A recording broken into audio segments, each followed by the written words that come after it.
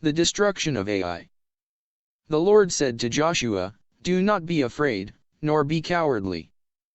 Take all the men of war with you and arise, go up to Ai. Behold, I have given the king of Ai and his land into your hands.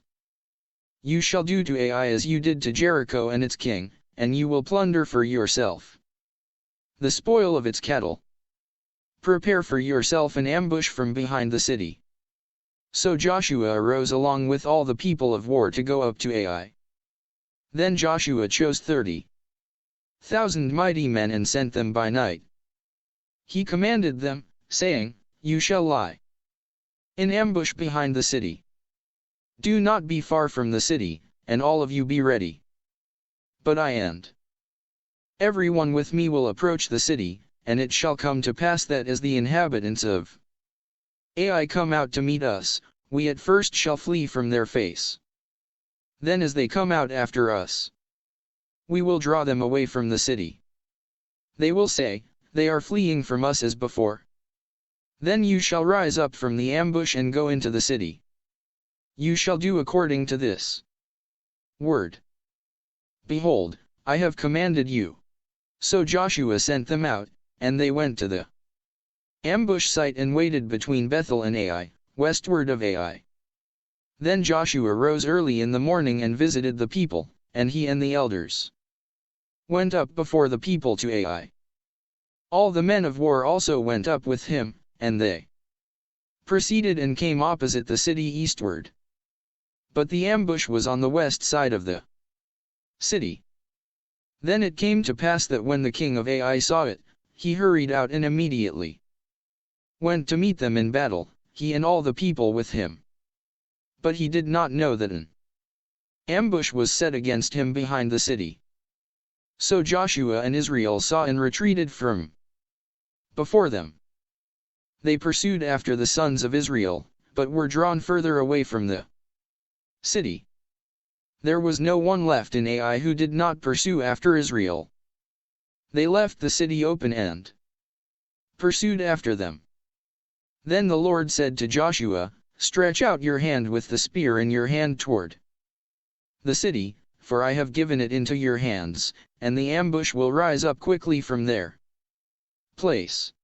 So Joshua stretched out his hand with the spear toward the city, and when he stretched out his hand, those in ambush rose up quickly from their place and went into the city. They seized it and quickly set the city on fire.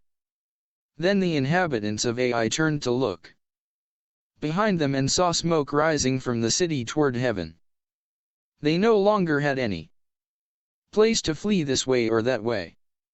Then Joshua and all Israel saw that the men in ambush took the city, and that smoke from the city went up toward heaven, and they turned and struck down the men of Ai. These came out from the city to meet them, and they were in the midst of this army, some on this side and some on that side. The army struck them down until there was not one of them left who survived and escaped, but they took the king of Ai alive and brought him to Joshua. Thus, when the sons of Israel ceased killing all those in Ai who were in the plains and in the mountain on the slope, where they pursued them to the end, then Joshua returned to Ai and struck it with the edge of the sword. Those who fell that day, both men and women, were 12,000 all the inhabitants of Ai. But the cattle and the spoils in the city, everything which the sons of Israel took as spoils, they did according to the ordinance of the Lord, in the manner the Lord commanded Joshua. Then Joshua burned the city with fire, he made it an uninhabited heap forever, even to this day. The king of Ai was hanged on a forked tree, and he remained on the tree until evening. When the sun went down, Joshua gave orders, and they took down the body from the tree and cast it into a pit. Then they heaped a pile of stones over him that remains to this day. When the kings of the Amorites on the other side of the Jordan, and those in the hills and in the lowland, and in all the coasts of the Great Sea, and those near Lebanon, and the Hittites, the Canaanites, the Perizzites, the Hivites, the Amorites, the Girgashites, and the Jebusites heard what happened. They all came together in one place to war against Joshua and Israel. Israel reaffirms the covenant. Then Joshua built an altar to the Lord, the God of Israel, on Mount Ebal, which Moses, the servant of the Lord, commanded the sons of Israel, as written in the law of Moses, concerning an altar of whole stones, upon which an iron tool should not be laid. There they offered whole burnt offerings to the Lord, and a sacrifice of peace offering.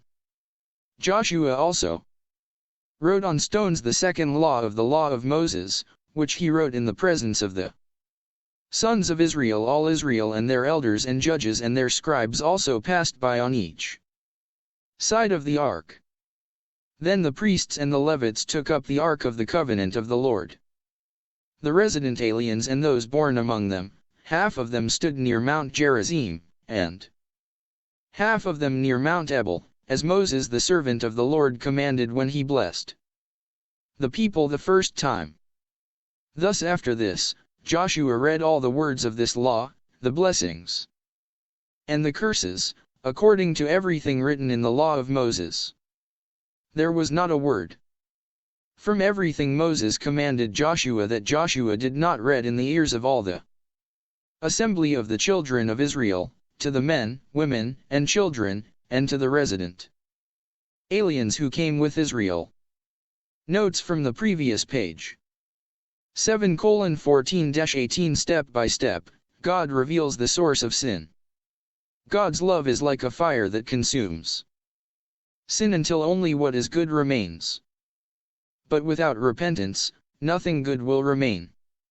7:20-21 To follow a man like Achan and to believe he made a right choice would be like using a blind man as a judge of color, or a deaf man as a music critic. For those whose spiritual discernment is crippled are truly blind or deaf, since they lack the basic ability to distinguish between the important and the trivial. Achan buried his spiritual discernment under the attraction of material things, a beautiful, multicolored garment, 200 shekels of silver, and a wedge of 50 shekels of gold, thus yielding to whatever happened to catch his fancy, Neolos. Achan's confession was not repentance. He only confessed because he got caught. 7:21 The love of money is an ancient vice, and in Acts 20:17, a law was given to check it. You shall not covet, AMBM. 7:24-26 Achan's death by stoning applies to all who will not heed Christ's words concerning himself, and whoever falls on this stone will be broken, but on whomever it falls, it will grind him to powder. MT 21:44. 8:17-20 The Lord who spoke to Joshua was the Son of God, AMBM. Joshua's spear was a type of the cross, that weapon of peace through which Christ and his church win in battle. 8:21-28 We should remember that all the inhabitants of Ai, and in fact all the inhabitants of the cities conquered by Joshua, were killed because none of them asked for mercy or desired to be saved. God always provides both the warning and the opportunity, but He will not force people to seek salvation. 9:3-8 Joshua and the people reaffirm their covenant with the Lord according to Moses' instructions, CDT 27:1, 8. Everything in this passage points to Christ, who will unite all people, both resident aliens and those born among them, v. 6, Jew and Gentile, sinner and saint. 9:5 The term second law is noteworthy, because Deuteronomy is not an additional law to the law of Moses. Rather, it emphasizes the spiritual side of his law. In this sense, Christ is the second law, for he will not only come after the first law of Moses, he will also fulfill it. MT 5:17.